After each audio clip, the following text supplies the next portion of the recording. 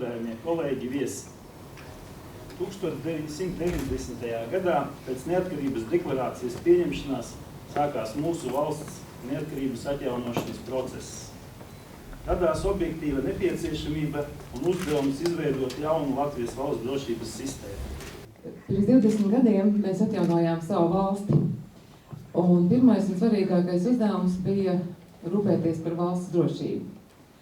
Un valsts drošība tā nav tikai ārējā robeža, tās pirmkārtām ir arī to amatpersonu drošība, kas tajā brīdī ir valstī.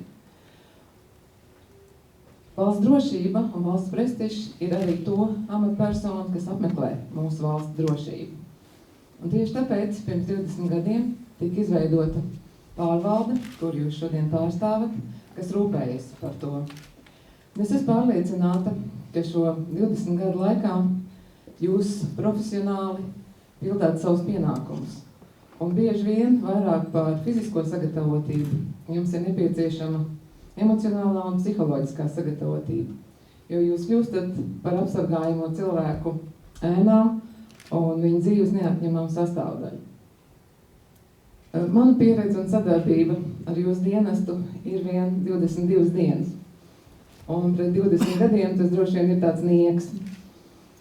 Bet man tik un tā ir liels gods būt šeit, teikt jums paldies savā un iepriekšējā Saeimas priekšsēdētāja Gundara Daudzes vārdā par to darbu, kur jūs ikdienā darat, ka jūs esat mūsu ēns un ka jūs mūs sargājat. Un svētkos parasti ar kaut ko novēli. Un tad novēlēt es jums gribētu profesionālu izaugsmi, veiksmi, lai jums patīk tas, ko jūs darat, jūs gūstat no tā gandarījumu. Un, protams, lai jums mierīgi ikdiena.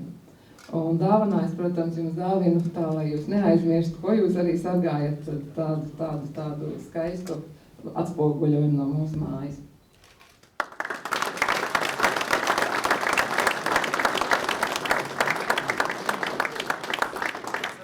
Pārvaldes vārdā pieņem dāvanas.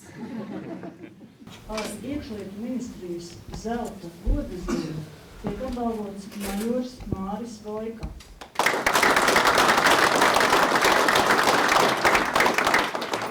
Gods kalpot Latvijai. Ar iekšlietu ministrijas sudraba godazīmi tiek apbalvots kapteinis Juris Karpēvičs.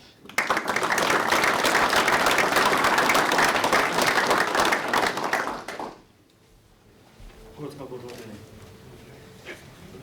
Ar iekšlietu ministrijas goda rakstu tiek apbalvota upvežleitnante Baiba Klince.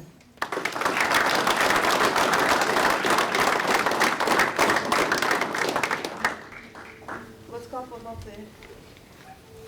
Virsleitnante Solvita Černiecova.